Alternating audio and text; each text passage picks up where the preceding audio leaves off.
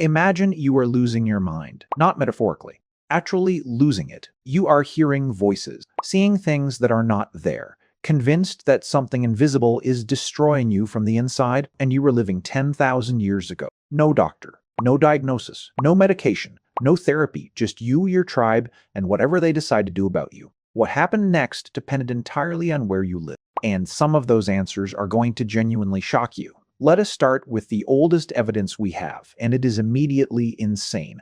Archaeologists have dug up human skulls thousands of years old, with holes in them. Not battle wounds, not animal attacks. Clean. Deliberately carved. Circular holes cut straight through the bone of a living person's skull. And here's the part that changes everything. Some of those skulls show bone regrowth around the edges of the hole, which means the patient did not die on the table. They survived. They walked around after, with a hole in their head that someone put there on purpose.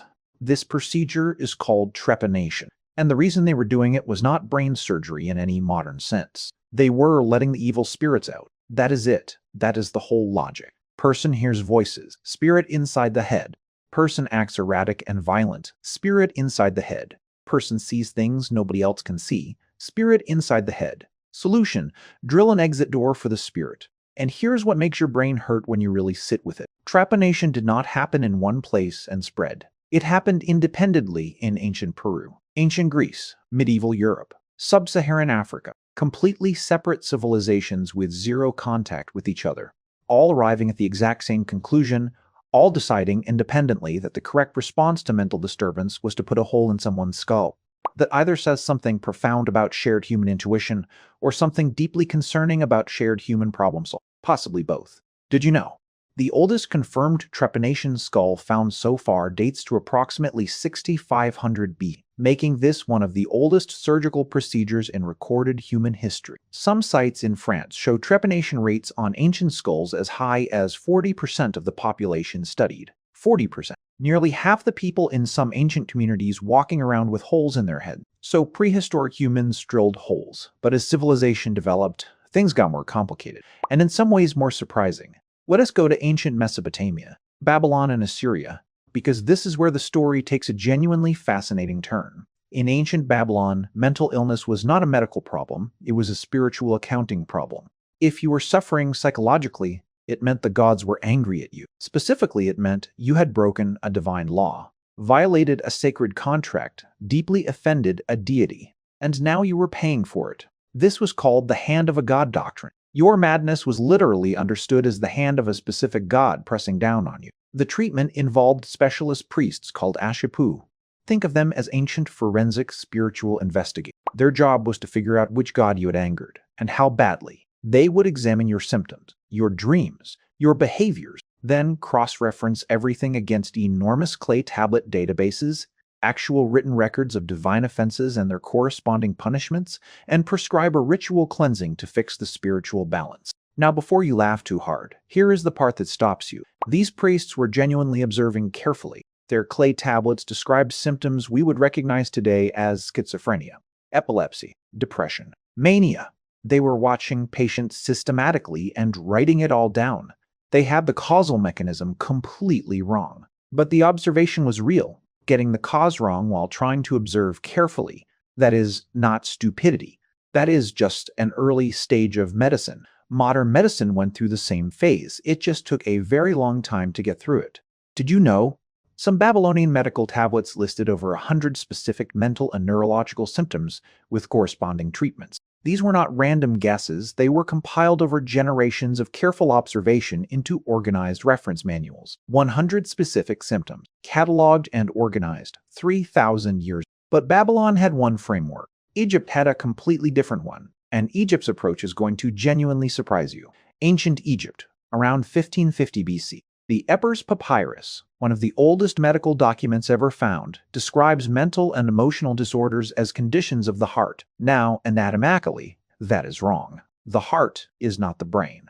But here is what matters. Egyptian physicians treated mental illness as a medical condition, not purely a spiritual one. They prescribed herbal remedies, lifestyle changes, rest, social activities. There are accounts of patients being brought to temple complexes, not just for prayer, but for something much closer to what we would call environmental therapy, calming surrounding, gardens, Music. Activities specifically designed to soothe an agitated mind.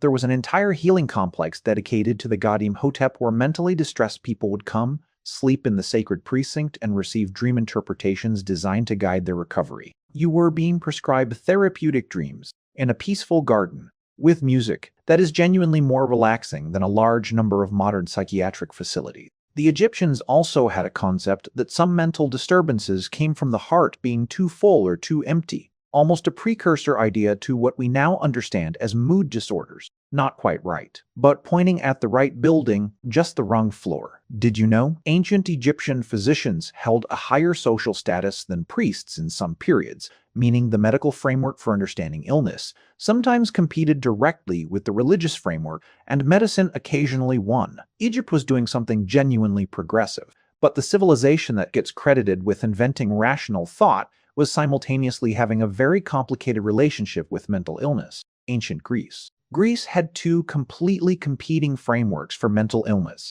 and they were at war with each other for centuries. Framework 1. The divine explanation. Mental illness was sent by the gods as punishment or as a form of divine communication.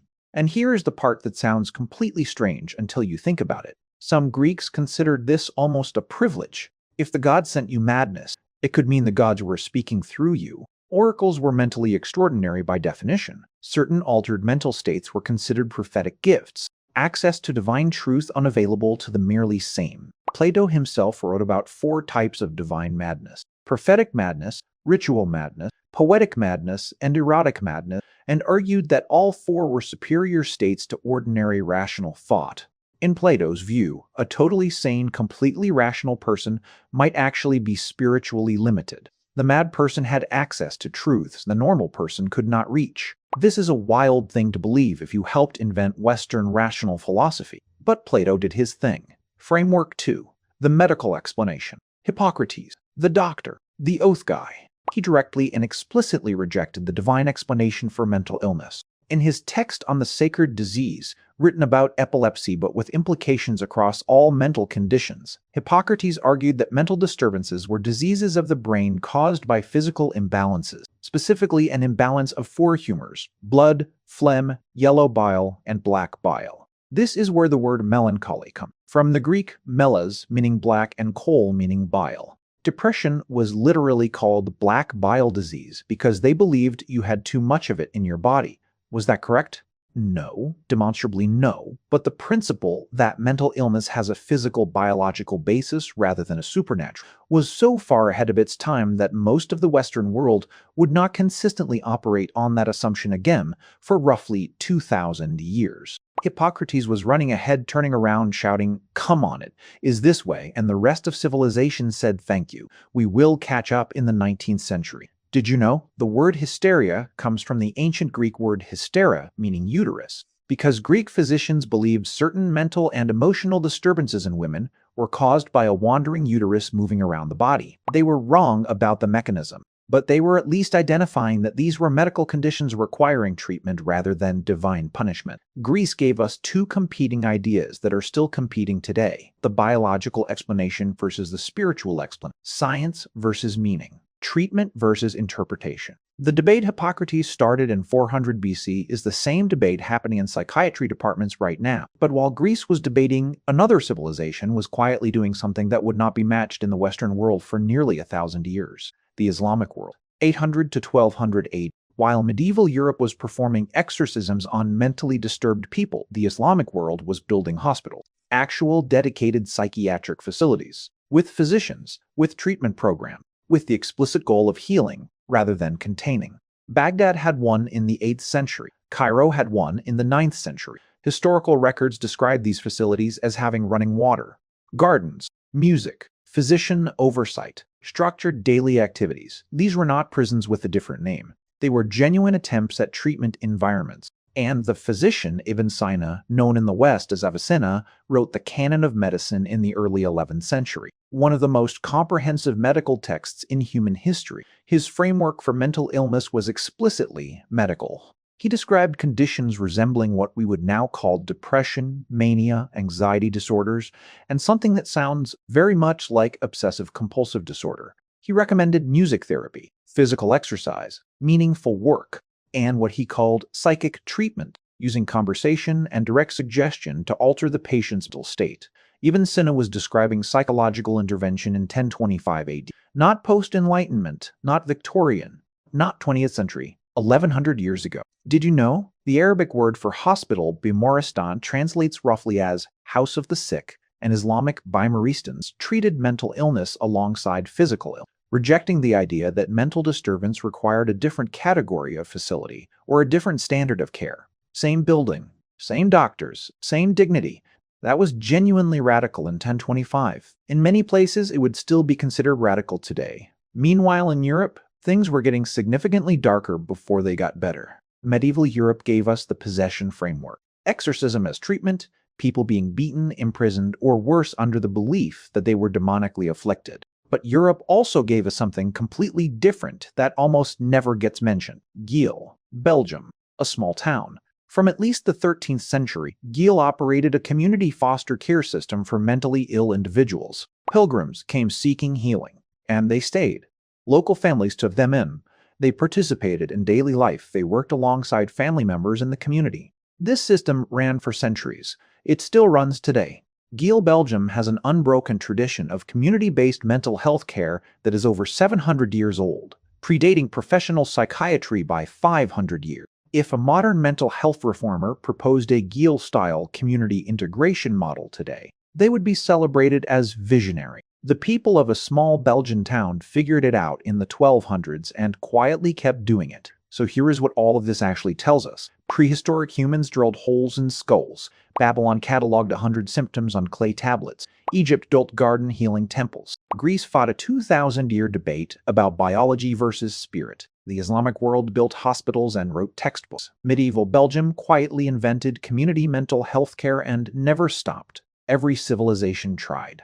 Every civilization got some things wrong. Every civilization got some things right. The most humane responses to mental illness throughout history almost never came from the most sophisticated societies. They came from communities that simply had no choice but to include their disturbed members. From physicians who applied basic human empathy against institutional resistance. From traditions like Geel that operated on one radical premise, that mentally ill people are still people. They can still contribute. They still belong. Ancient Babylon got the cause wrong, but genuinely tried to help.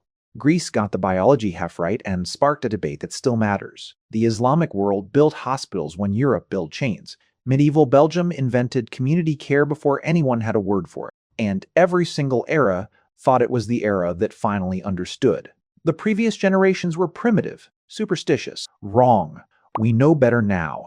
And we do know better now in real and important ways. We have treatments that work, scientific frameworks with genuine validity, legal protection, a global conversation about mental health that would have been unimaginable in most of the periods we discussed. But the gap between what we know and what we actually do with that knowledge, that gap is not a new problem. That gap has been there since the first physician removed a patient's chains and everyone around him thought it was dangerous to do so. The question that every generation has faced and that we face right now is not only what do we know about mental illness, it is what do we believe the mentally ill deserve?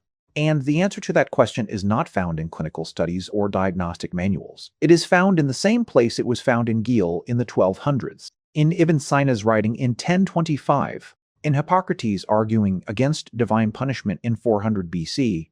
It is found in whether or not you are willing to look at a person who is suffering in a way that makes you uncomfortable and still say this person belongs here. This person is worth the effort. That has been the hard part throughout history. It remains the hard part. If this completely changed how you see mental health history, hit that like button right now and subscribe. Because next time we are asking a question that is going to completely change how you think about the human. How did ancient humans actually fall in love? The answer is stranger and more familiar than you expect. See you in the next one.